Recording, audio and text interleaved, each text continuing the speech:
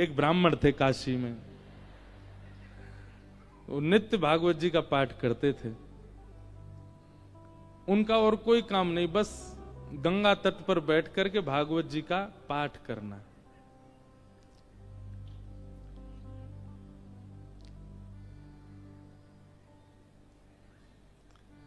धीमे धीमे उनकी आयु बढ़ने लगी।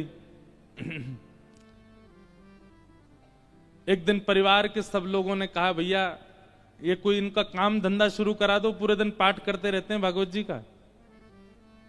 और पाठ भी किसी व्यक्ति के लिए नहीं, अगर कोई उनको दक्षिणा भी देता था कि पंडित जी हमारे यहां पाठ कर दो, तो उसके यहां पाठ करते थे, वो उसका पाठ, फिर उसके बाद अपना पाठ अलग करते, अपने लिए करते थे। उसके पीछे उनकी कोई कामना नहीं थी, निष्काम भाव से करते थे। नित्य पाठ करते। तो एक दिन घर के लोगों ने सबने कहा कि इनका ब्याह कर दो, ये करते धरते तो कुछ है नहीं, पूरे दिन पाठ में ही लगे रहते हैं, इनका ब्याह कर दो, पत्नी घर आएगी, अकल ठिकाने आ जाएगी। और सब घर के लोगों ने वो ब्राह्मण देवता का ब्याह कर दिया। पत्नी आ गई। कुछ दिन बाद पत्नी को भी पता लगने लगा कि ये कोई काम धंधा नहीं करते हैं, पूरे दिन केवल भागवत जी का पाठ करते हैं। बहुत प्रयास किया, लेकिन उसके बाद वो भी हार गई कि ये करेंगे नहीं, कहीं काम नहीं कर सकते, ये तो भागवत जी में ही लगे रहेंगे। तो आपत्तिकालीन गृहिणी परीक्षा, हमारे शास्त्र आज्ञा करते हैं कि घर में आई हुई आपत्ति के समय घर की गृहिणी की परीक्षा होती है। क्षमा कीजिएगा, घर में आई हुई आपत्ति के समय यदि गृहिणी ही हाथ खड़े कर दे तो फिर आपको ब्रह्मा भी नहीं बचा सकते। लेकिन घर में यदि कोई आपत्ति आ जाए और घर की नारी, घर की गृहिणी, यदि वो अपना बल साध ले, वो ना टूटे, वो ना विचलित हो, चिंता मत कीजिएगा, आप उस संकट के सागर से निकल जाओगे। ये वेद प्रमाण है, ये शास्त्र प्रमाण बात है।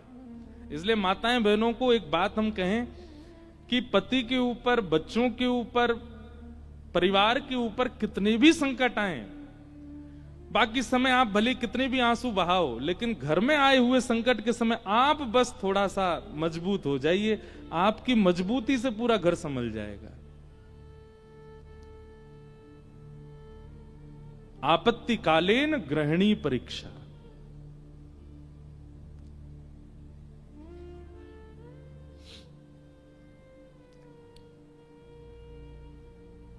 पत्नी ने सोचा कि ये तो कुछ करते नहीं है,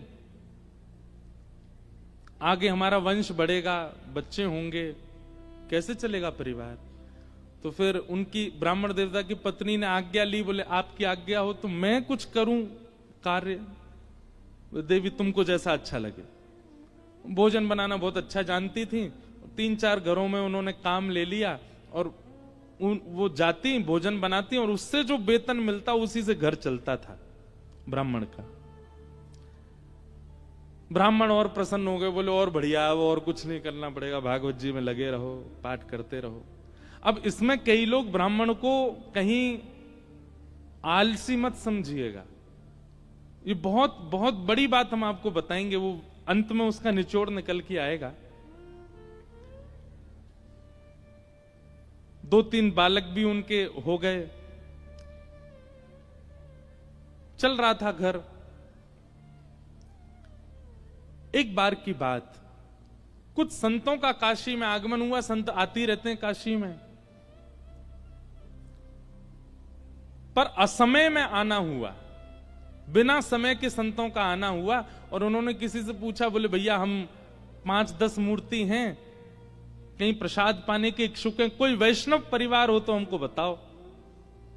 तो एक राह चलते व्यक्ति ने उन्हीं ब्राह्मण का घर बता दिया, बोले यहां चले जाइए, यहां बहुत एक सेवानिष्ठ और बड़े शास्त्रों का अध्ययन करने वाले ब्राह्मण रहते हैं, इनके पास चले जाइए, आप ये प्रसाद पवा देंगे।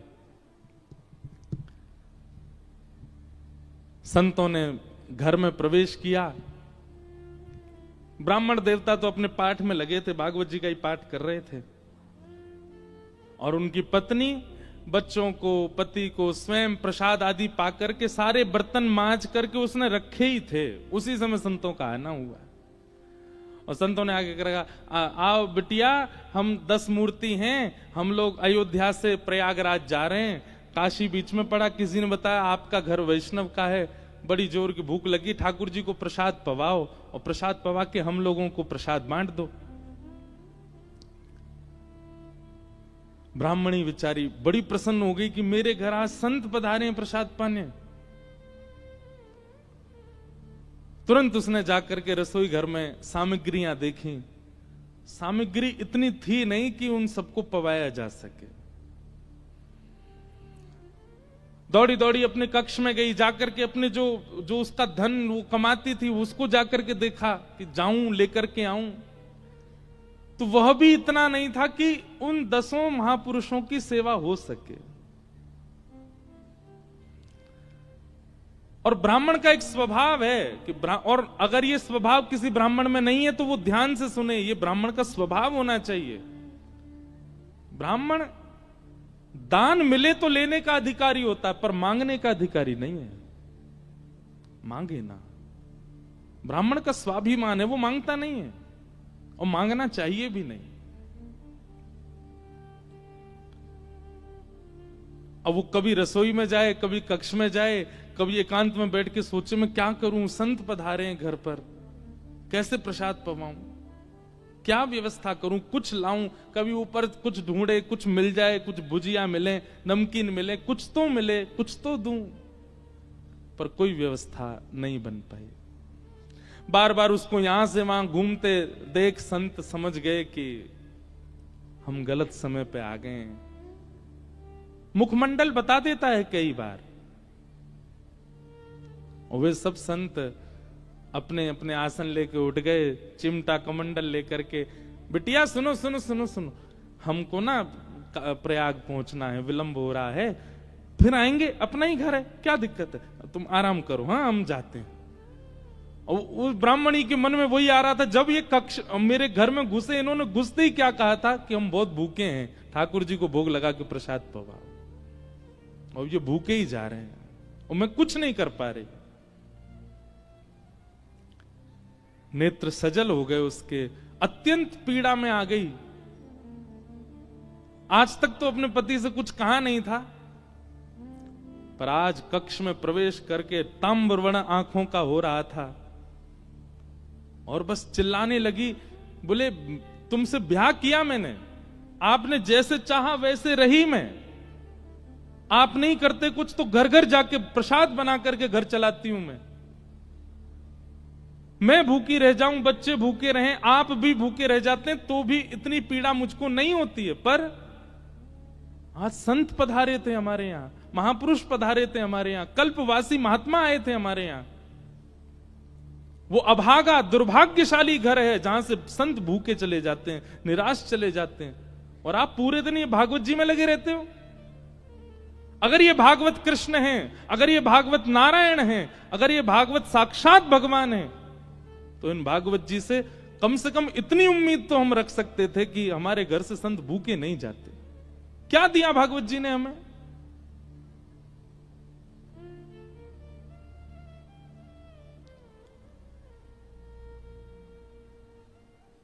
ब्राह्मण बोले, देखो तुम मुझे कुछ भी कह लो, पर तुम जानती नहीं हो ये साक्षात कृष्ण हैं। मैं क्यों बचपन से आज तक भागवत जी के उन्हीं 18,000 श्लोकों का मुझे कृष्ण दिखते हैं, मुझे लीला दिखती है, मुझे शामा शाम का नित्य विहार दिखता है भागवत जी में, इनके विषय में कुछ मत कहो। ब्राह्मणी को और गुस्सा आ गया, भागवत जी की पोथी उठा करके और ब्राह्मण की गोद में पटक दी। बोले सुनिए, ये उठाइए भागवत जी और निकलिए, मैं अपना घर चला लूंगी, अपने बच्चों को पाल लूंगी, आप जिस समय भागवत जी को त्यागने का संकल्प ले लें तब लौट करके आइएगा।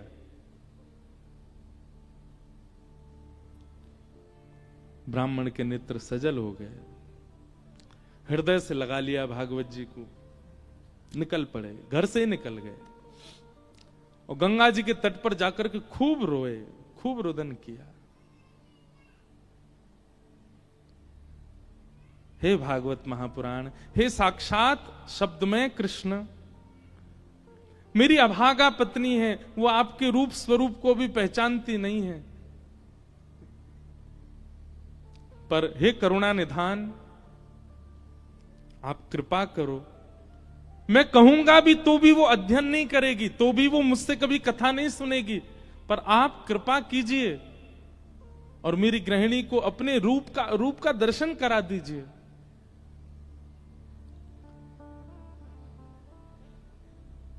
प्रबल प्रेम के पाले पड़कर हरि को नियम बदलते देखा,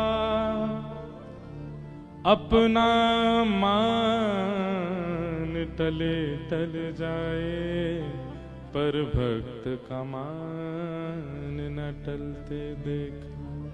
हमारे ब्रज के श्री बिंदु जी महाराज, उनका ये भाव है। प्रबल प्रेम के पाले पड़कर हरि को नियम बदलते देखा, अपना मान टले टल जाए, पर भक्त का मान न टलते देखा। इतने में ही नन्हे से कन्हैया, ऊंची धोती पहनी, घुटने घुटने तक, नीचे के पांव ठाकुर जी के दिखाई दे रहे हैं। उनमें सुंदर सुंदर कड़ूला पहने, कड़ूलान में भी छोटे छोटे घुंघरू लगे हैं। कमर में करधनी पहनी है, करधनी में भी छोटी छोटी घंटी लगी है। गले में सुंदर दो हार पहने हैं, हाथों में बाजूबंद, ऐसे हाथों में कड़ूला, और सिर पर एक स्वाफा बांध करके सांवरे सलोने कमल नेत्र ठाकुर जी प्रकट हो गए काशी में। लेकिन ब्राह्मण को नहीं दिखे अभी, बस कहीं हो गए प्रकट। और प्रकट होकर के एक डलिया उठा करके सिर पर रखी, और महाराज जैसे कोई बालक कुछ बेचने के लिए जा रहा हो, ऐसे ठाकुर जी उस डलिया को लेकर के ब्राह्मण के घर जा रहे हैं। ब्राह्मण के घर पहुंच गए। ब्राह्मण गंगा किनारे अभी रो रहा है, और उसके घर पहुंच करके बाहर से उसके गेट को खटखटाने लगे। ब्राह्मणी निकल करके बाहर आई, जैसे ही दरवाजा खोला, सांवरे सलोने नंद नंदन। अब वो क्या जाने की है नंद नंदन, बस उसको तो ये दिख रहा था कोई किसी मैया का सुंदर सा बालक है, श्रृंगार करके डोल रहा गली में। जैसे ही द्वार खोला, द्वार खोल करके बोली, अरे बालक तुम कौन हो, कहां से आए हो, माता जी कहां तुम्हारी, पिताजी कहां, अकेले कहां घूम रहे हो, और ये इतनी भारी डलिया लेकर के कहां जा रहे हो। डलिया के ऊपर वस्त्र पड़ा था। तो ठाकुर जी एक हाथ से डलिया पकड़े, दूसरे हाथ से इशारा करके बोले, मानो इशारा कर रहे हैं हम गूंगे हैं, बोलना नहीं जानते। अच्छा गूंगे हो। ठाकुर जी बोले तो बोले फिर यहां क्यों आए हो। तो ठाकुर जी ने उसको इशारा किया, कुछ लिखने को दो, हम बताएं कौन है, कैसे आए। डलिया उठा करके ब्राह्मण देवता के घर के भीतर रखी, और पर्चा लेकर के उस पर सुंदर लेखनी लिख करके और मोड़ करके ब्राह्मणी को दे करके, और तुरंत ठाकुर जी पीछे मुड़े चले गए। ब्राह्मणी पत्र पढ़ने लगी, इतने तो ठाकुर जी वहां से अंतर ध्यान चले गए। अब ब्राह्मणी देखती रही, दूर दूर तक ठाकुर जी दिखे नहीं। क्या लिखा था उस पत्र में। ठाकुर जी बोले, हमें छोटा बालक मत समझो, हमारी कद को देख करके बस ये जान लो हम बौने हैं। हमारी जो कद है वो इससे बड़ी नहीं है, ऊपर नहीं तो हमारी उम्र बहुत है, और हम बहुत बहुत धनवान परिवार से आते हैं। बहुत वर्षों से तुम्हारे पतिदेव हमारे कुल के लिए पाठ कर रहे हैं भागवत जी का, पर आज तक उन्होंने वेतन नहीं लिया अपना, आज तक एक रुपया भी हमसे मांगा नहीं।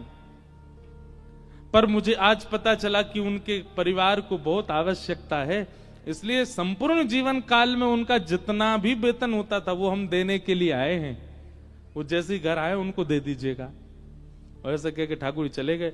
अब जैसे ही वो डलिया के ऊपर से वस्त्र हटा करके देखा, विविध प्रकार की मणियां, रत्न, सोने, जवाहरात, हीरे आदि सबसे लबालब भरी हुई वो डलिया।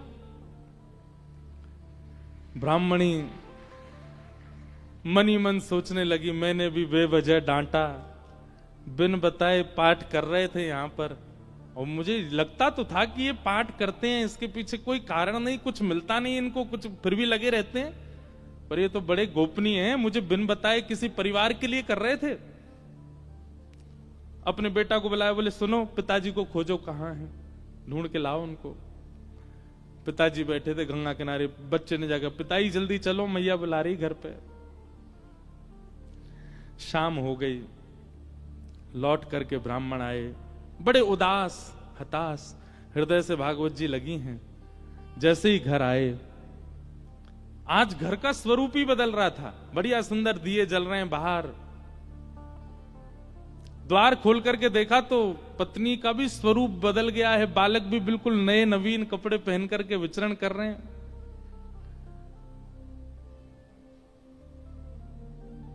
जैसी पतिदेव को आते देखा, ब्राह्मणी ने तुरंत आरती की, जल आदि छिड़काव करने लगी, खूब बलियां लेने लगी। पतिदेव बोले, ब्याह के बाद पहली बार इतना हमारा पूजन हुआ है, ऐसा क्या हो गया जो इतना पूज रही हैं हमको? देवी, ये घर की रौनक हमको डांटने से, फटकारने से घर की रौनक बढ़ गई तुम्हारी? रोज ही डांट दिया करो हमको। ऐसा क्या हो गया जो आज इतना सब कुछ मंगल, बच्चे नए वस्त्र पहन के घूम रहे हैं, आप बढ़िया साड़ी पहन के, ये कहां से इतना सब कुछ आया? हाथ पकड़ के बोली आज तुम्हारी चोरी पकड़ी गई है ना, वहीं से मिला है ये सब कुछ। ब्राह्मण देवता बोले, मेरी कौन सी चोरी? बोले चलो दिखाती हूं। भीतर जाके कक्ष में बिस्तर पर ही सब रत्न पड़े थे। ब्राह्मण बोले, देवी ये कहां से आया इतना सब कुछ? बोले कहां से आया, ज्यादा चतुर मत बनिए, आपका गूंगा मालिक आया था। ब्राह्मण देवता बोले, गूंगा मालिक? मेरा गूंगा मालिक कौन? बोले बहुत छोटा सा था, पीली पीली धोती पहनी थी उसने, ऐसी सुंदर स्वापा सिर पर बांध रखा था, ऐसे गदमदरा से उसके हाथ मोटे मोटे से, और इतने सुंदर उसका मुखमंडल, गाल बिल्कुल गुलाबी, आंखें बिल्कुल ऐसे कटाक्ष जैसी, और क्या सुंदर। ब्राह्मण देव बोले, नाम नहीं पूछा? बोले इशारा किया उसने कि मैं गूंगा हूं। वो तुमको कैसे पता फिर मेरा? बोले वो लिख के देके गया। बोले कहां लिखा है, दिखाओ। जैसे ही पृष्ठ पत्र वो उनके ब्राह्मण के हाथ में दिया, अक्षर सब अंतर ध्यान हो चुके थे। देवी यहां तो कुछ भी नहीं लिखा है। ब्राह्मणी बोली, दिखाओ। ब्राह्मणी ने देखा तो वहां कुछ भी नहीं था। ब्राह्मणी ब्राह्मण को देखे, ब्राह्मण ब्राह्मणी को देखे, बोले ये हुआ क्या है? ब्राह्मण ने कहा, सही से बताओ रूप कैसा था? बोले श्याम वर्ण था, कमल नेत्र थे, अधर बड़े मधुर थे, हस्तकमल और सर्वांगीण अंग ऐसा था कि मैं अभी तक भी उस छवि को भूल नहीं पा रही हूं। एक अद्भुत सी सुगंधी आ रही थी जब वे आए थे घर पर, और बहुत देर तक तो मैं उनके रूप का ही चिंतन करती रही। ब्राह्मण देव ज्यों ज्यों रूप का वर्णन सुने, त्यों त्यों नेत्रों से आंसू गिरते जाएं। तुरंत भागवत जी को खोला और खोल करके दसम स्कंद के वेणु गीत के श्लोक को उद्धृत करना प्रारंभ किया, और पत्नी से कहा, मैं एक श्लोक में श्लोक की व्याख्या करूंगा, बताना ऐसा ही रूप था क्या? कि वरहा पीड़म नटवर वपु कर्णयो कर्णकारम विभ्रदवासः कनक कपिसं वै जयन्तीं च माला रंध्रान् वेणु अधर सुधया पूरयन् गोप वृंदै वृंदारण्यं स्वपदरमणं प्राविशद गीत कीर्ति। उन्होंने एक ही कान में कुंडल पहना था, एक ही कान में कन्नेर का पुष्प लगा था। ब्राह्मणी बोली, हां हां, एक कान में कन्नेर का पुष्प था, गले में 2 स्वर्ण की माल और उसके साथ एक वैजंती माला थी। ब्राह्मणी बोली, हां उनके गले में वैजंती माला भी थी। पीतांबरी ऐसी चमक रही थी मानो सूर्य को भी लज्जा हो जाए। बोले हाँ, ऐसी ही उनकी पीतांबरी थी। नेत्र बंद हो रहे हैं और खुल रहे हैं। ये बंद होना खुलना, इसमें ऐसा लगता था कि मानो जैसे हम कहीं खो जाएंगे, हम कहीं डूब जाएंगे इनके रूप माधुरी में। बोले हाँ, ऐसा ही रूप था। ब्राह्मण तुरंत चरणों में गिर गए। देवी वो कोई और नहीं, साक्षात योगेश्वर कृष्ण आए थे, साक्षात वृंदावन चंद श्री ठाकुर जी आए थे। और वे तुमसे कह के गए कि मैंने बाल्यकाल से उनके घर के लिए पाठ किया। वो इसलिए कह के गए क्योंकि मैंने पाठ निष्काम भाव से किया, आज तक किसी कामना से नहीं किया। और निष्काम पाठ, निष्काम सेवा ठाकुर जी की लगती है, वो ठाकुर जी की ही हो जाती है। मेरे जीवन भर का पाठ का जो भी मूल्य होना चाहिए था, वो मूल्य देने के लिए ठाकुर जी आए थे। जगत मजूरी देत है, क्यों राखे भगवान। ठाकुर जी भी मजदूरी देते हैं सबकी, जो जैसी सेवा करता वैसी मजदूरी मिलती है उसको।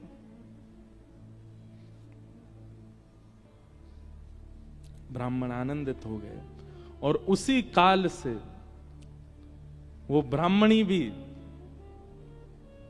जीवन यापन के लिए कार्य तो करती, पर भागवत जी की साधिका हो गई और नित्य भागवत जी का पाठ करने लगी। भागवत कोई ग्रंथ नहीं है, कोई किताब नहीं है, कोई पोथी नहीं है। और एक बात कह दूं तो कोई अतिशयोक्ति नहीं, पुराण से ऊंचा हमें शब्द मिला नहीं, इसलिए हम पुराण कहते हैं। श्रीमद् भागवत सचल श्री कृष्ण है, साक्षात कृष्ण है। आपको शायद राधा रमण जी के मंदिर में श्री कृष्ण की प्रतिमूर्ति, श्री कृष्ण का भाव का अनुभव ना हो, पर कथा में हो जाएगा। आपको शायद कभी वृंदावन में वो अनुभव ना हो जो कथा में हो जाएगा। क्यों? कथा में सचल शब्द के रूप में श्री कृष्ण विचरण करते हैं। ऐसी भागवत जी को हम बारंबार प्रणाम करते हैं, वंदन करते हैं। बोलो भागवत महापुराण की। ऐसी भागवत जी। इसलिए एक एक शब्द, एक एक भाव बहुत ध्यानपूर्वक सुनना है कथा का, क्योंकि श्री कृष्ण है। कल हम लोगों ने महात्म की चर्चा सुनी। आइए आज से प्रथम स्कंद में हम लोग प्रवेश करते हैं। जन्माद्यस्य तोन्मयादितरतः चार्थे स्वविज्ञस्वराट् तेने ब्रह्म हृदय आदि कवये मुह्यन्ति सूरयः तेजो वारि मृदां यथा विनिमयो यत्र त्रिशर्गो मृषा धाम्ना स्वेन सदा निरस्तकुहकम् सत्यं परम धीमहि। सत्यम परम धीमहि। जो लोग उठ गए हैं वो धीमे धीमे आगे आ जाओ, ऐसे आओ कि किसी को पता भी नहीं चले, खिसक के ही आगे आ जाओ, उठ के मत आओ। भागवत जी का पहला श्लोक, जन्माद्यस्य यतोऽन्वयादितरतश्चार्थे स्वविज्ञस्वराट्। ऐसे हल्ला करके मत आओ भैया, धीमे धीमे खिसक के ही आ जाओ। और जो कार्यकर्ता भी वो भी सबको बैठे बैठे ही आगे आने को बोल दो। जन्माद्यस्य यतोऽन्वयादितरत, सावधानी से सुनो सब लोग। वेद व्यास जी महाराज ने भागवत जी की रचना में प्रथम श्लोक जकार से प्रारंभ किया, ज शब्द से प्रारंभ किया। हमारे व्याकरण में ऐसा कहते हैं कि जकार जो है ये दग्धाक्षर है। संस्कृत के विद्वान यदि किसी शुभ स्तुति का प्रारंभ करते हैं तो ज शब्द पहले नहीं बोलते, क्योंकि ज शब्द जो है, ऐसा नहीं है कि नहीं बोलते, पर ज शब्द को दग्धाक्षर कहा। दग्धाक्षर मतलब लिखने वाला, बोलने वाला, कहने वाले का हृदय पीड़ा में होगा तो वो ज ही बोलेगा पहले। दग्धाक्षर। भागवत जी में गोपियों ने गोपी गीत गाया। कितने लोगों को गोपी गीत याद है सागर में? वाह भैया, 5000 लोगों में 5 हाथ उठे। अब भागवत जी हो गई हैं आपके सागर में। अब हमको कुछ दक्षिणा दीजिएगा। दक्षिणा के रूप में यही दीजिए कि नित्य गोपी गीत का पाठ प्रारंभ कर दीजिए और गोपी गीत याद कीजिए। अब देखो कब याद करोगे? जीवन निकलता जा रहा है आप लोगों का। कई लोग तो बिल्कुल बिल्कुल बाउंड्री पे ही खड़े हैं। वैसे तो एक बात देखी जाए, बाउंड्री पर हर व्यक्ति खड़ा है। हर व्यक्ति बाउंड्री पर, कब उसका अंत हो जाए कोई जानता है क्या? इसलिए भैया जीवन में अब तक आपने सब करके देख लिया। गुलाब जामुन खा के देख लिया, रसगुल्ला खा के देख लिया, जलेबी खा के देख लें, और आपके सागर की कोई प्रसिद्ध मिठाई हो तो वो भी खा के देख ले, मध्य प्रदेश का कुछ प्रसिद्ध हो तो वो भी खा के देख लिया। अमरूद की चटनी बनती है ना यहाँ पे, हैं? देखो हमें पता है, खिलाई नहीं है अभी तक किसी ने, बस पता है।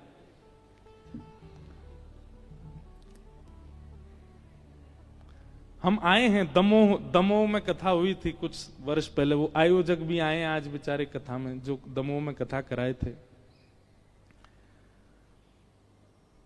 तो आपने सब कुछ करके देख लिया। आपने भोग भोग के देख लिए, रोग रोग के देख लिए, योग योग के देख लिए, सब कुछ करके देख लिया। अब बच्चा कुछ जीवन में ब्रजवासी आयो है आपके नगर में, या की बात मान के देख लो। गोपी गीत याद कीजिए और नित्य गोपी गीत अपने घर के ठाकुर जी को सुनाओ। नहीं तो यहां अगर आपका आने का क्रम नित्य है, बालाजी को सुनाओ गोपी गीत। गोपी गीत का प्रारंभ भी जयति तेधिकम ज से ही होता है। क्यों? क्योंकि ठाकुर जी अंतर ध्यान हो गए हैं और उस समय में गोपियां विरही होकर के ठाकुर जी को पुकार रही हैं, इसलिए ज शब्द से प्रारंभ हुआ गोपी गीत का भी। श्रीमद् भागवत जी का प्रारंभ ज शब्द से हुआ, जन्माद्यस्य तो। और तो सुनो, हम सबका प्रारंभ जा शब्द से हुआ। जन्म, हम सबका भी जन्म हुआ है, इसका मतलब हम सब भी कहीं ना कहीं दग्ध हृदय वाले, हम सब भी पीड़ित हैं। और निश्चित है पीड़ित हैं, इसीलिए तो जन्म हुआ। अगर पीड़ित नहीं होते तो वैकुंठ में होते। हमारे कोई पूर्व के कर्म, पूर्व के दुष्कर्म शेष रह गए हैं जो हमें भोगने हैं, पूर्व के पुण्य कर्म रह गए हैं जो हमको भोगने हैं, उसके लिए तो हम आए हैं पृथ्वी पर। इसका मतलब पीड़ित ही है हमारी आत्मा, इसलिए हमारे प्रादुर्भाव को जन्म कहा गया।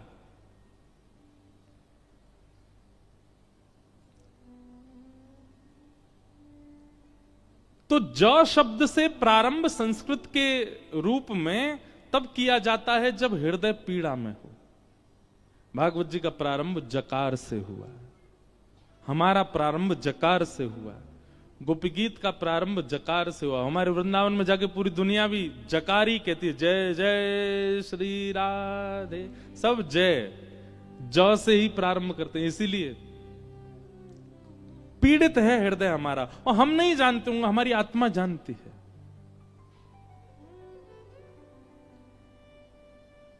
जन्म से हमारा प्रारंभ हुआ है, जन्म से ही भागवत जी का प्रारंभ हुआ है। भागवत जी का पहला शब्द ही जन्म है। जन्माद्यस्य तोन्वयादितरतश्चार्थे स्वविज्ञ स्वराट। बहुत कठिन श्लोक है, मैं जितनी व्याख्या हो सकेगी करूंगा। जन्म से हमारा प्रारंभ, जन्म से ही भागवत जी का प्रारंभ। पर हमारा अंत हमको पता है। हमारा अंत क्या है? मृत्यु। क्या है? क्या है? मृत्यु। पर हमारा अंत मृत्यु नहीं होना चाहिए। हमारा विश्राम कहां होना चाहिए? तो भागवत जी का जो अंतिम श्लोक का विश्राम है वही हमारा विश्राम होना चाहिए। जब भागवत जी के पहले श्लोक का पहला शब्द हमारा प्रारंभ है, तो भागवत जी के अंतिम श्लोक का अंतिम शब्द हमारा विश्राम होना चाहिए। और विश्राम, अंतिम श्लोक क्या भागवत जी का? नाम संकीर्तनम यस्य सर्व पाप प्रणाशनो प्रणामो दुख समनस्तम नमामि हरिम परम। अंतिम शब्द क्या है? हरिम परम। क्या है? हरिम परम। हमारा विश्राम मृत्यु नहीं है, हमारा विश्राम अर्थी नहीं है, हमारा विश्राम चिता नहीं है, हमारा विश्राम हरिम परम, हरि परमात्मा के श्री चरण, वही हमारा विश्राम। वहां हमारा इतरवंश महाप्रभु बैठे हैं मंच पर, इनका विश्राम हरिम परम, श्री राधा वल्लभ जी के चरण। स्वामी श्री हरदास जी विराज रहे हैं, आपका विश्राम हरिम परम। यहां श्रीमद वल्लभाचार्य जी, इनका विश्राम हरिम परम। भक्तिमती मीराबाई, उनका विश्राम हरिम परम। गोस्वामी तुलसीदास जी महाराज, उनका विश्राम हरिम परम। कालिदास का विश्राम हरिम परम। हमारा विश्राम शमशान घाट। हमारा विश्राम हरिम परम क्यों नहीं है?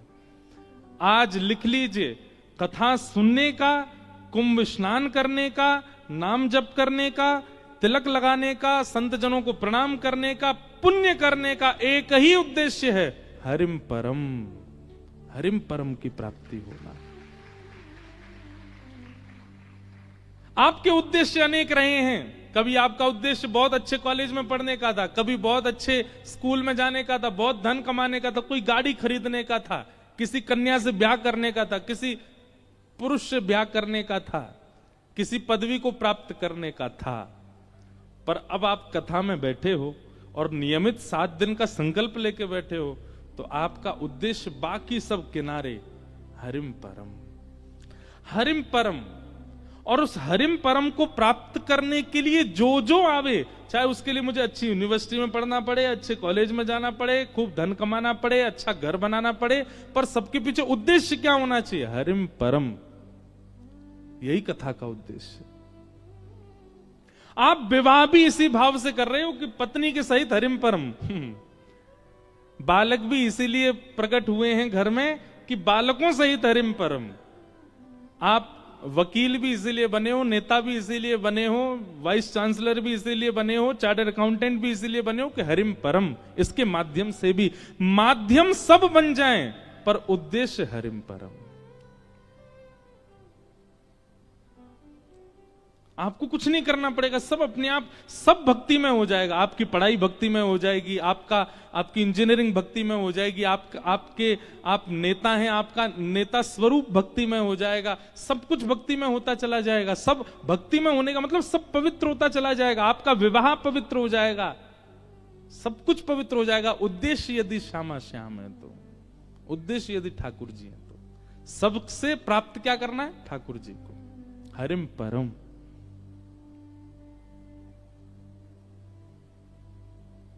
ये उद्देश्य मान लीजिए। कई लोग हमको,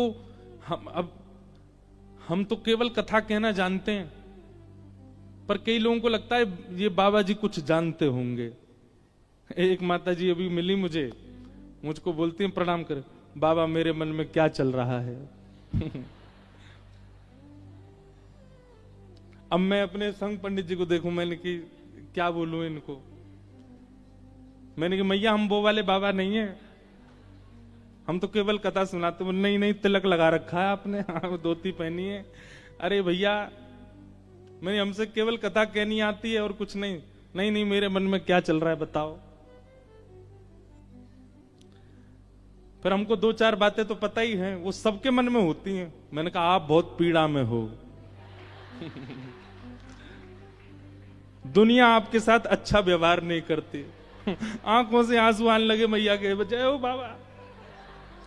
अरे मैंने कि मैया राधे श्याम जपो, जीवन एक परीक्षा है। परीक्षा पत्र को देख करके घबराते तो सारे बालक हैं, पर जिसका अध्ययन, जिसका स्वाध्याय उचित होता है, तुरंत कलम उठा के लिखने लग जाता है, बढ़ता है आगे, सोचता है, विचार करता है, करने लगता है। और जिसका स्वाध्याय अच्छा नहीं है, वो इधर उधर ही देखता रहेगा, उसके में से देख लूं, यहां से देख लूं, वहां से। ठीक वैसे ही इस संसार में हमारी जो जीवन में आने वाली परिस्थितियां ये परीक्षा हैं। जिसका कथा रूपी, जिसका सत्संग रूपी स्वाध्याय अच्छा होगा, वो जीवन में आने वाली परीक्षा को पार करने लगेगा। और जिसके जीवन में सत्संग ही नहीं होगा, वो इधर उधर ही देखता रहेगा। मेरे जीवन में संकट आ गए, क्या करूं बाबा, मेरे मन में क्या बताओ। सत्संग बहुत बलवान है, आश्रय लेके तो देखो। उद्देश्य आपका क्या हो, हरिम परम, और कुछ नहीं।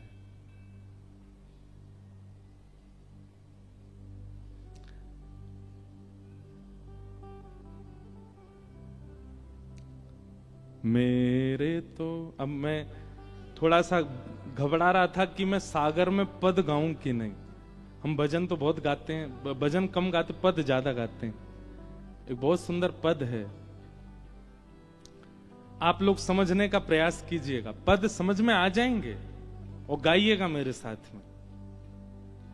मेरे तो गिरधर ही गुणगान, मेरे तो गिरधर ही गुणगान। इस पद का अर्थ क्या है? मेरा उद्देश्य कुछ और नहीं है, केवल गिरधर के गुणगान। मैं कर्म भी इसीलिए कर रहा हूं, मैं खा भी इसीलिए रहा हूं, मैं सो भी इसीलिए रहा हूं, मैं पहन भी इसीलिए रहा हूं कि गिरधर मिले। ऐसा उद्देश्य बना लीजिए। काम करते चलो, नाम जपते चलो, हर समय कृष्ण का ध्यान धरते चलो, मुरली वाले को मन से रिझाते चलो, कृष्ण गोविंद गोपाल। सुख में फूलो मती, दुख में भूलो मती, प्राण जाए मगर नाम भूलो मती, काम की वासना को मिटाते चलो, कृष्ण गोविंद गोपाल। मेरे तो गिरधर ही गुणगान, मेरे तो गिरधर ही गुणगान, मेरे तो गिरधर ही गुणगान, मेरे तो गिरधर ही गुणगान। यह मूरत खेलत नैननु में,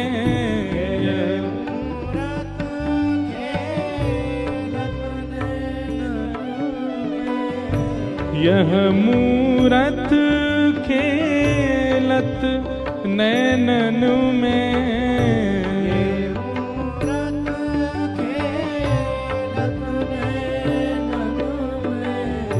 यही हृदय में ध्यान हो, यही हृदय में ध्यान,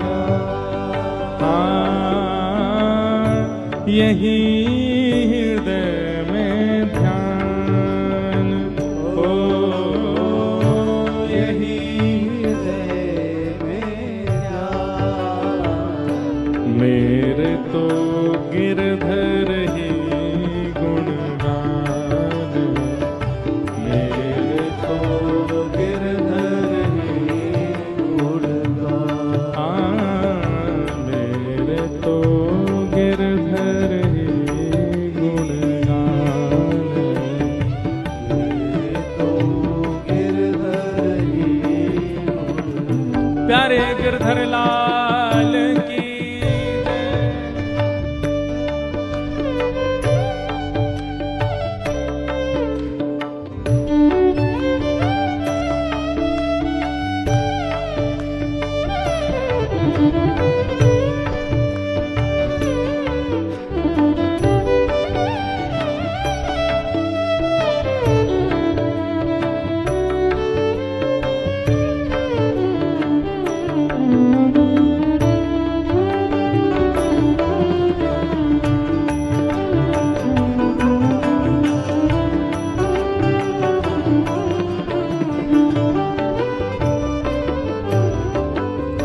चरण रेणु चाहत मन मेरो, रेणु चाहत मन मेरो, चरण रेणु मन मेरो,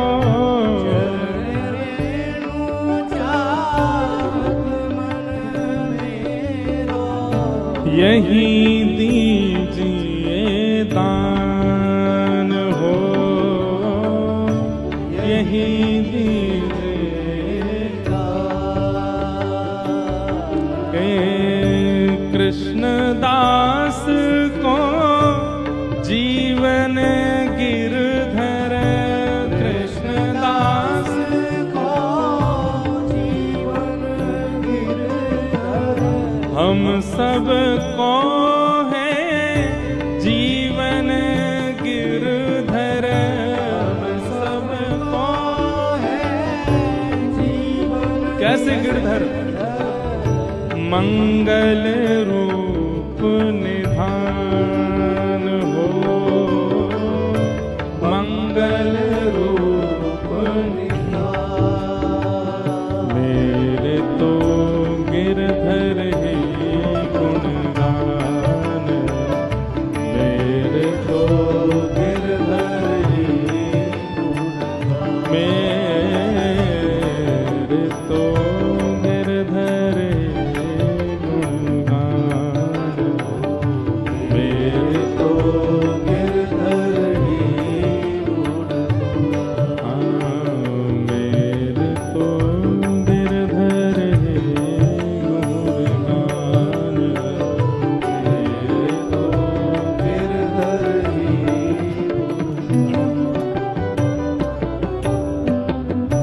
हमारे ब्रज में कृष्णदास अधिकारी हुए एक, वो कृष्णदास अधिकारी जी ये पद गा रहे हैं।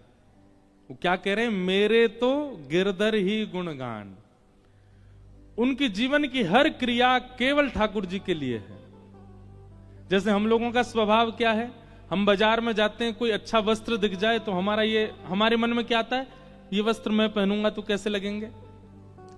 सुंदर जलेबी दिख जाए, बढ़िया गरम गरम निकल रही है तवे से, कढ़ाई में से, तो हमारे मन में क्या आता है? मैं खाऊंगा तो मेरी जीभ को कैसा लगेगा। आभूषण देखते हैं तो ना हमारा चिंतन हो जाता है कि मेरे गले में कैसा लगेगा। या फिर हम अपना विचार करते हैं या अपने परिवारी जनों का विचार करते हैं। पर जिसका जन्म हरिम परम गति की ओर चला जाता है, जिसके जीवन की गति केवल हरि परमात्मा होते हैं, वो आंखों के आगे दिखने वाली हर सुंदर वस्तु को ठाकुर जी से जोड़ देता है। ये वस्त्र ठाकुर जी पे कैसा लगेगा, ये पुष्प ठाकुर जी के सामने कैसा लगेगा, ये व्यंजन जो बन रहा है ये ठाकुर जी की सेवा में कितना बढ़िया पधराया जा सकता है। ये व्यक्ति इतना अच्छा गा रहा है, ये हमारे ठाकुर जी की सेवा करने आ जाए। ये इतना अच्छा नृत्य कर रहे हैं, ये हमारे ठाकुर जी को नृत्य दिखाने आ जाए।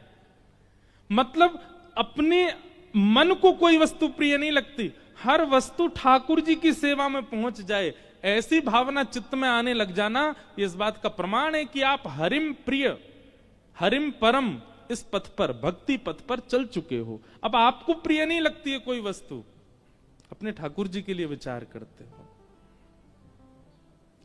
और इसी उद्देश्य से कथा सुननी है कि हम हरिम परम हो जाए। आप विश्वास मानेंगे, आपसे ज्यादा आनंद में कोई नहीं होगा, आपसे ज्यादा प्रसन्न कोई नहीं होगा संसार में। हरिम परम।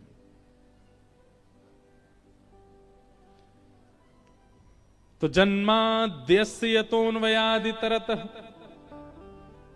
जिनका कभी जन्म नहीं होता, जिनकी कभी मृत्यु नहीं होती, जो जन्म और मृत्यु के चक्र से विलग हैं, लेकिन चाह जाएं तो ठाकुर जी का जन्म होता है।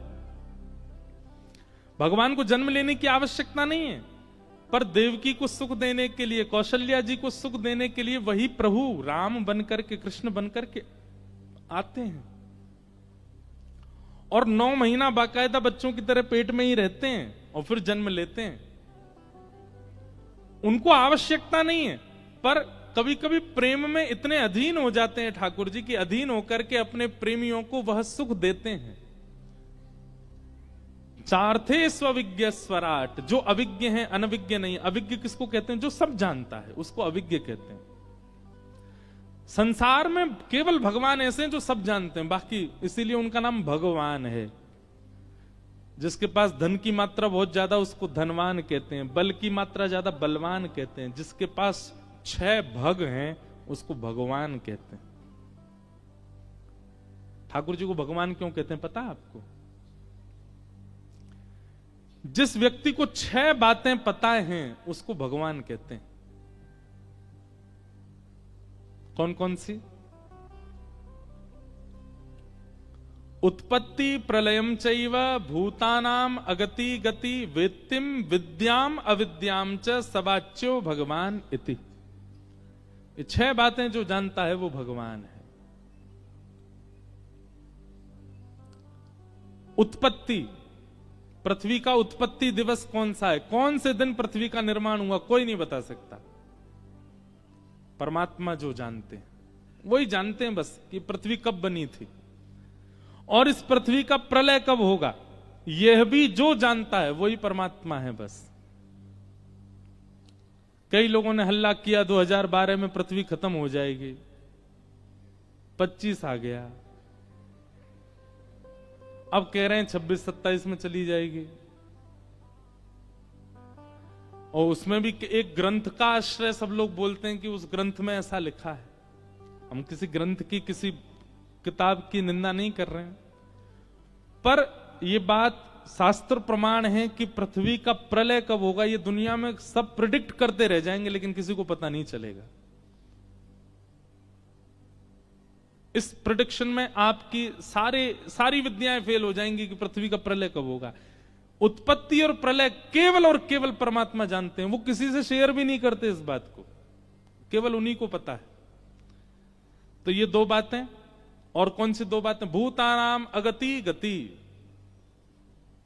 हमारी गति और अगति, हमारी गति और दुर्गति जिसको पता है वो परमात्मा।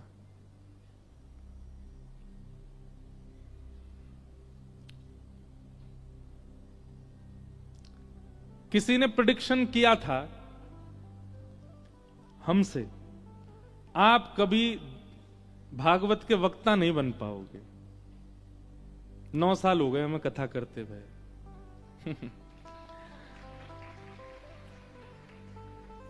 व्यक्ति की गति और अगति यह भी केवल परमात्मा जानते हैं।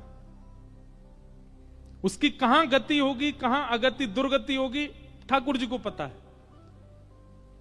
कई बार आपका इंफ्रास्ट्रक्चर बहुत अच्छा होता है लेकिन आप उस श्रेष्ठता को प्राप्त नहीं कर पाते, ठाकुर जी को पता है नहीं बन पाएगा। और कई बार आप झोंपड़ियों में रहने वाले बच्चे, दिया जला के पढ़ने वाले बच्चे IAS ऑफिसर भी बन जाते हैं। कहां किसकी गति और अगति है ये केवल ठाकुर जी को पता है। कहां किसी को रंक बनाना है, किसको फकीर बनाना है, ठाकुर जी के हाथ में। तो प्रलय और उत्पत्ति जो जानते हैं, गति और अगति जो जानते हैं, 4 हो गए। और विद्याम अविद्याम च, विद्या और अविद्या। विद्या कहते हैं ज्ञान को, अविद्या कहते हैं अज्ञान को। ज्ञान और अज्ञान के बीच में जो फर्क समझते हैं, जानते हैं क्या अज्ञान है क्या ज्ञान है, ये 6 भग से परिपूर्ण, थोड़े बहुत नहीं, परिपूर्ण 100% फुलफिल हैं जो इन 6 भगों से, उसको भगवान कहते हैं। हम सब में इन 6 के 2% होगा, 1% होगा, कहीं कहीं 0 भी होगा, पर इनसे परिपूर्ण जो है उनको भगवान कहते हैं। वो सब जानते हैं।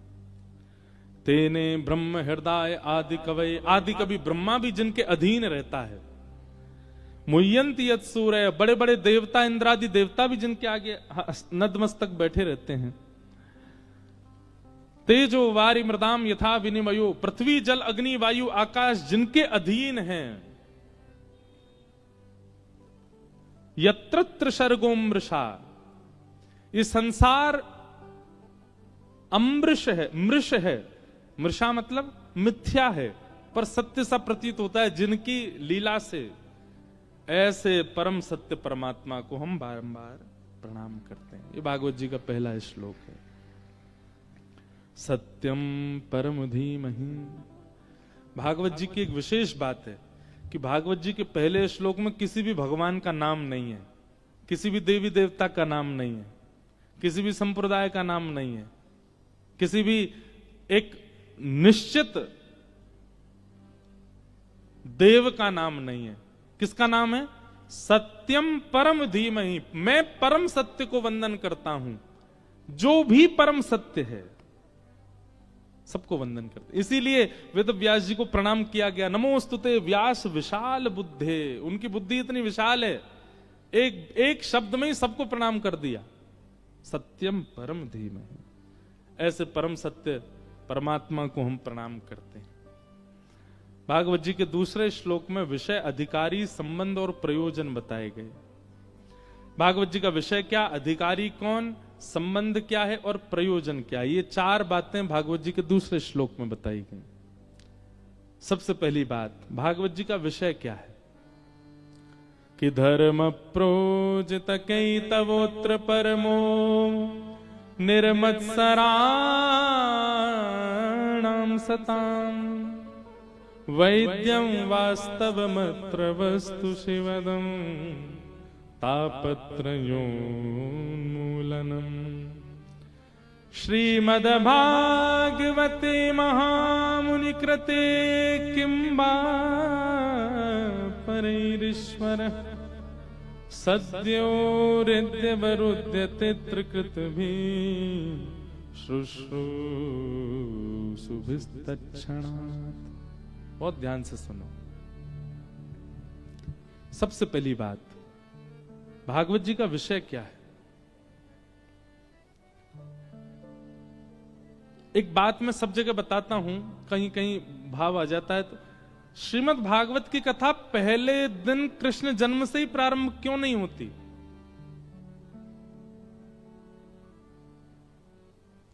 पहले दिन कृष्ण जन्म ही क्यों नहीं होता कथा में? नंद घरानंद भयो, यहीं से कथा प्रारंभ होनी चाहिए जब कृष्ण कथा है तो नहीं। ये तो वही बात हो गई, सीधे पेंट कर दो, ना सीमेंट लगाओ, ना ईंट लगाओ, ना सरिया लगाओ, मजबूती का कोई, सीधे पेंट कर दो। नहीं, आकर्षक पेंट ही होता है घर का, पर उस आकर्षण के पीछे बहुत कुछ लोहा, बहुत कुछ कंकड़ पत्थर और ना जाने क्या क्या लगाया जाता है उसको मजबूत बनाने के लिए।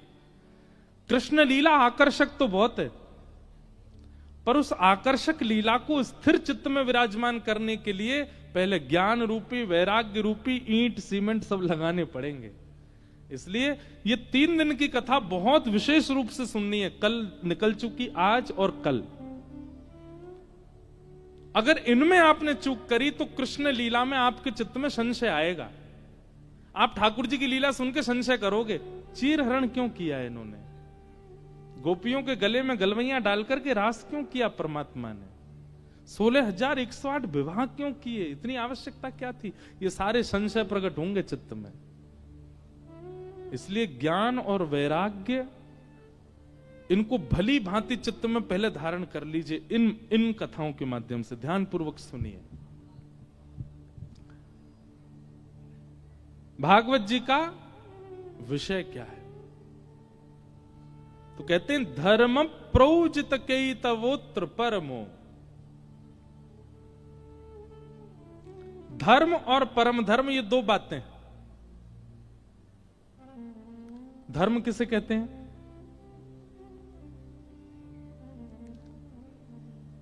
आप अपने जीवन निर्वहन के लिए, अपने परिवार के पालन के लिए जो कोई भी कर्म करते हैं, सत्कर्म, वो सब धर्म कहलाते हैं। आप सुबह उठ करके दफ्तर जाते हो, ये आपका धर्म ही है।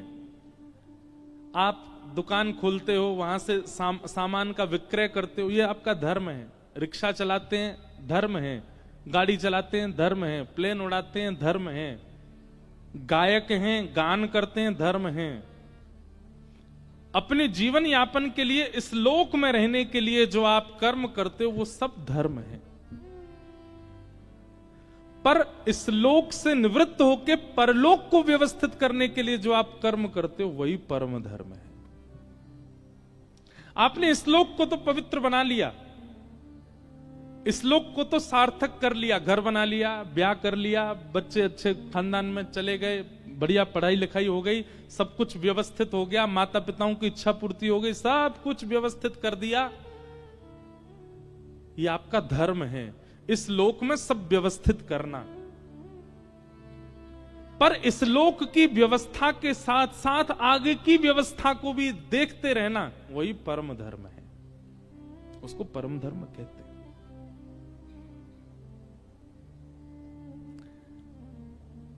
कोई व्यक्ति सागर से वृंदावन जावे, अब सागर में तो प्रसाद उसने पा लिया, लेकिन इस लंबे सफर में बीच में कहीं और भी तो प्रसाद की व्यवस्था रखता है ना। नमकीन रख लेगा, घर से कुछ बना के ले जाएगा, चूड़ा ले जाएगा, रोटी ले जाएगा, कुछ भी बना के ले जाएगा। रास्ते में हमको भूख प्यास लगेगी तो क्या पाएंगे, साथ में बच्चे इनको क्या पवाएंगे। तो आपने घर पे जो प्रसाद पाया वो आपका धर्म है, पर आप आगे की व्यवस्था संग लेकर के चल रहे हो, ये परम धर्म है। इस संसार में व्यवस्थित होना धर्म है, पर इस संसार में व्यवस्थित होते होते उस लोक की भी व्यवस्था करना परम धर्म है।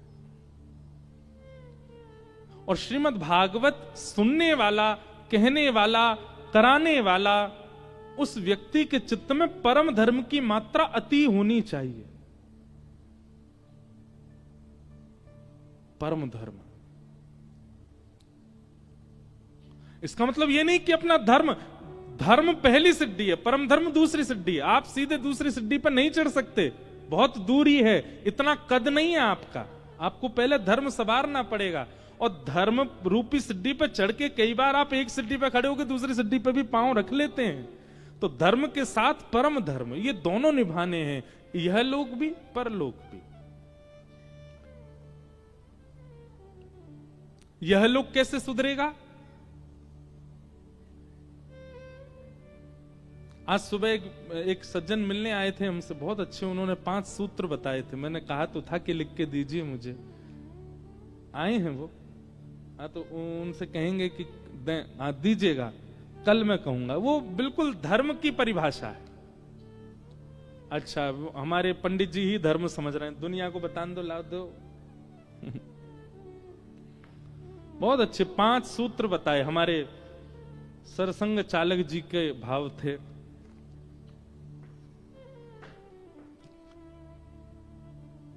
धर्म क्या है? ये 5 सूत्र, ये धर्म है। हमें समझना परम धर्म है, लेकिन उससे पहले धर्म समझना है। भागवत जी का उद्देश्य परम धर्म है, पर उससे पहले धर्म जानना पड़ेगा। अच्छा, धर्म की एक सरल परिभाषा क्या है? धार्यते इति धर्म, धारण करने को धर्म कहा जाता है। एक पात्र है, उस पात्र में लड्डू डाल दो, उस पात्र में दही डाल दो, उस पात्र में चीनी डाल दो, उस पात्र की जितनी योग्यता है उतना सामान डालते रहो, सबको धारण करेगा, यही धर्म कहलाता है। अपने पात्र के अनुसार वस्तुओं को धारण करना, समाज को धारण करना, परिवार को धारण करना, अपने जीवन को धारण करना, पत्नी के जीवन को धारण करना, बच्चों के जीवन को धारण करना, इन सबको व्यवस्थित रूप से धारण करने को ही धर्म कहते हैं। बहुत ध्यानपूर्वक सुनिएगा सब लोग।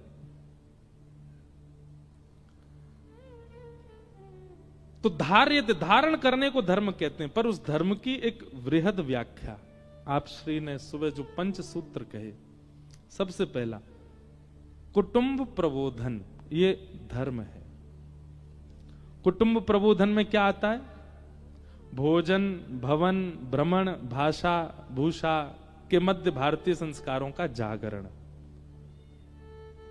भोजन कैसा हो, यह धर्म कहता है, यह धर्म है। भोजन कितने बजे हो, यह भी धर्म है। भोजन में क्या पाएं, यह भी धर्म है। थोड़े युवा लोग जो यहां बैठे हैं, बुरा नहीं मानिएगा, पर जब आप वो वाली रोटी खाते हो जो लंबी खिंचती है, हमारे शास्त्रीय अनुसार भोजन वो होना चाहिए जो हाथ से तोड़ा गया और मुख पर जाने के बाद दोबारा हाथ में ना आवे थाली तक, उसको भोजन कहते हैं। किसको भोजन कहते हैं? जो मुख से लगने के बाद दोबारा हाथ में शेष ना आवे नीचे तक, मुख में ही चला जाए। आप कभी दक्षिण भारतीय लोगों को देखेंगे ना, वहां पे ज्यादातर लोग भात खाते हैं या इडली खाते हैं, साग के साथ, सूप के साथ, वो क्या बोलते हैं उसको, क्या बोलते हैं, सांबर के साथ। सागर वाले भी दक्षिण भारतीय हो हैं, सांबर के साथ खाते। वो कैसे खाते हैं पता है?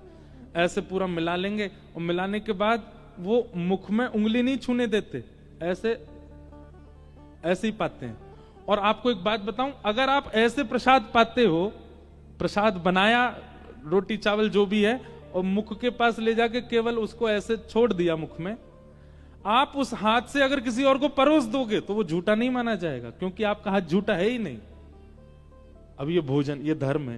अब इतनी गहराई में कौन उतरे, पर उतरोगे तभी धर्म है। भोजन कैसे पाना चाहिए, क्या पाना चाहिए, कब पाना चाहिए, सब धर्म कहलाता है। कभी कभी हमारा भी बिगड़ता है, पर हम व्यास मंच से इसलिए कह रहे हैं क्योंकि कई बार व्यास मंच से कही हुई बात वो हमारे मन में घूमती रहती है कि तुमने व्यास मंच से कही, पहले तुम भी सुधारो, हमको भी सुधारना है। भोजन। फिर आया भवन। घर कैसा हो? घर ऐसा हो जहां केवल मानव ना आते हो, जहां पर कभी कभी शुभ पक्षियों का आगमन भी होता हो। घर ऐसा हो जहां कभी कभी साधकों का भी आना होता हो। घर ऐसा हो जहां पर वैष्णव आने में संकोच ना करें। भवन ऐसा बनना चाहिए। हम लोग आजकल भवन किस भूमिका से बनाते हैं? मेरी बेटी कैसे रहेगी, बेटा कहां रहेगा, मां कहां रहेंगी, पिताजी कहां रहेंगे, बच्चे कहां रहेंगे, सबके भावना से घर बनता है। इसीलिए संत नहीं आते उसमें। किस भावना से घर बने? सबसे पहले विचार यही किया कि अगर सागर में कोई वैष्णव आ गए तो वो कहां रुकेंगे, उनके लिए एक स्थान। हमारे ठाकुर जी कहां विराजेंगे? भवन। कुटुंब प्रबोधन, ये पहला धर्म का स्वरूप है। फिर भ्रमण। भ्रमण भी कहां करना चाहिए, कहां जाना चाहिए, यह भी धर्म कहलाता है। हम कुछ दिन पहले कथा करने गए थे। पूछो कहां? मैं जैसी नाम बताऊंगा आप हंसोगे। गोवा। कहां गए थे? गोवा। अब देखो आप क्यों हंसे? क्योंकि आप सब जानते हैं कि वह स्थान किस चीज के लिए प्रसिद्ध है। कई बार आपको पूरी व्याख्या नहीं करनी है, केवल स्थान का नाम ले देना। उस स्थान के नाम से ही लोग समझ जाएंगे, ओहो तो वहां पर यह भी किया होगा, वहां पर ऐसा भी हुआ होगा, वहां पर यह भी हुआ होगा। कई स्थान नाम से ही बदनाम है, पर हमने वहां जाके भी कथा ही करी। और कथा का समय भी पता है क्या था? सुबह 5:30 बजे ब्रह्म मुहूर्त में। ब्रह्म मुहूर्त में कथा करते थे समुद्र के तट पर बैठ के। पर कुछ स्थान ऐसे हैं वहां का नाम लेते ही सामने वाले के नेत्र बंद हो जाते हैं, मुख प्रसन्न हो जाता है, चित्त शीतल हो जाता है। कहां गए थे? हम बरसाना गए थे। आहा, सुनने वाले के नेत्र तुरंत बंद। आहा, बरसाने से आए। कहां गए थे? अयोध्या जी गए थे। कहां गए थे? बद्रीनाथ धाम। अरे भैया हमको भी ले चलते। कहां गए थे? श्री जगन्नाथपुरी गए थे। कहां गए थे? श्रीरंगम गए थे। कहां गए थे? नाथद्वार गए थे, द्वारिकापुरी गए थे। अब आप कहोगे सब तीर्थों के नाम, पर नहीं, कई ऐसे स्थान हैं जो तीर्थ नहीं है पर वहां के नाम भी अति पवित्र हैं। तो भ्रमण भी कहां होना चाहिए, यह भी धर्म है।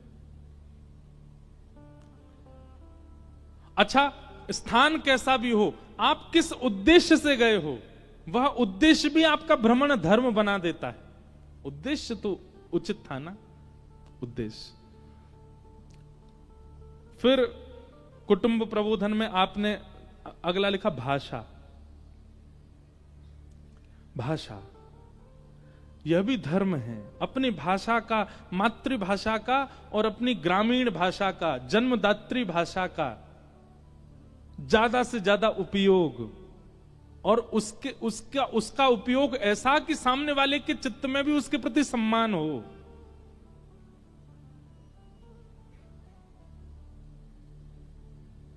आपके यहां की बुंदेलखंडी भाषा बहुत अच्छी लगती है, हमसे बोलनी नहीं आती पर बहुत प्यारी लगती है। ऐसी हमारी ब्रज भाषा, वो भी बड़ी प्यारी है। भाषाएं सारी प्यारी हैं, पर उन भाषाओं का दुरुपयोग आजकल सोशल मीडिया बहुत करता है और उसको फिर उस परिप्रेक्ष्य में प्रस्तावित कर देता है कि फिर वो मजाक का पात्र बन जाते हैं। बुंदेलखंड की भाषा अरे मैं लेके नहीं आया, आज एक भैया हमको एक भजन लिख के दे गए थे सुबह, बोले बुंदेलखंडी भाषा में। मैंने कहा अच्छा, अब मुझे पूरा तो याद नहीं, पर उसमें ऐसा लिखा था राम जी बजाएंगे सबको बैंड। मैंने कहा भैया ये क्या लिखा आपने? अब है तो बुंदेलखंडी भाषा में था, वो मुझे याद नहीं है, पर उसमें बैंड शब्द मुझे याद है कि सबका बजेगा बैंड था वो है?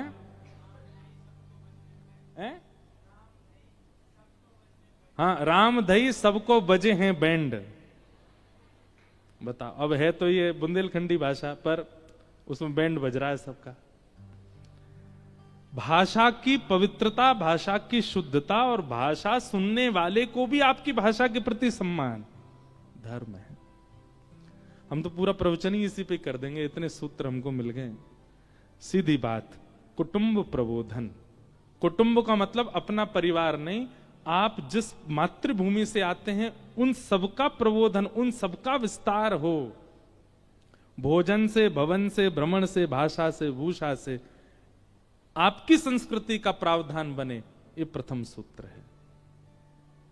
कई लोग बहुत शर्मा जाते हैं, हम पूछते कहां से आए तो बता देंगे बुंदेलखंड में वहां से आए। अच्छा, तो हम जबरदस्ती उनकी भाषा में बोलते हैं। अच्छा, कितने जा रहे? और उनको बहुत शर्म आती है, नहीं नहीं हिंदी बोलेंगे। हम नहीं बोलते, हमारे घर के बड़े लोग बोलते हैं, हम नहीं बोलते। क्यों नहीं बोलते? क्यों शर्माना? बोलो, अपने मातृभाषा बोलो। जिस भाषा ने आपका जो जन्म है वो केवल आपकी मां ने नहीं दिया है। जिस पृथ्वी पर आप जिस भूमि पर जन्मे हो, वहां की मिट्टी भी है, वहां का जल भी है, वहां की वायु भी है। यदि वहां के इस रूप का, नियम का पालन आप नहीं करोगे तो मात्र घात का पाप लगेगा। आपको करना चाहिए। तो कुटुंब प्रबोधन। फिर दूसरा धर्म क्या है? पर्यावरण संरक्षण। भारतीयों में एक लक्षण तो है, पवित्रता पे बहुत ध्यान देते हैं, शुद्धता पे नहीं देते। स्वयं नहाएंगे, 2-2 बार नहाएंगे, शुद्ध कपड़े पहनेंगे, धुए हुए कपड़े, पर जब पर्यावरण की बात आती है, मतलब देह को तो शुद्ध बनाते हैं पर बाह्य जो समाज है उसको पवित्र नहीं रखते। आप धर्म नहीं कर रहे हो। धर्म पर्यावरण की संरक्षणता। फिर आपने तीसरा सूत्र दिया स्व का जागरण। अब इसमें भाषा आदि सब है, पर स्व का जागरण, अपनी खोज, अपना उद्देश्य पहचानना। हम क्यों आए हैं संसार में, अपनी स्थिति को जानिए, ये सब धर्म कहलाता है। फिर सामाजिक समरसता। अगर कोई अन्य जाति का है, अन्य संप्रदाय का है, तो उसका भी उतना ही सम्मान होना चाहिए। हम रामानुजी संप्रदाय के हैं, पर हम हरिवंशी भी गाते हैं, हरिदासी भी गाते हैं, सारे परंपराओं का सम्मान करते हैं, सब भावों का। ये सामाजिक समरसता। और नागरिकता का बोध।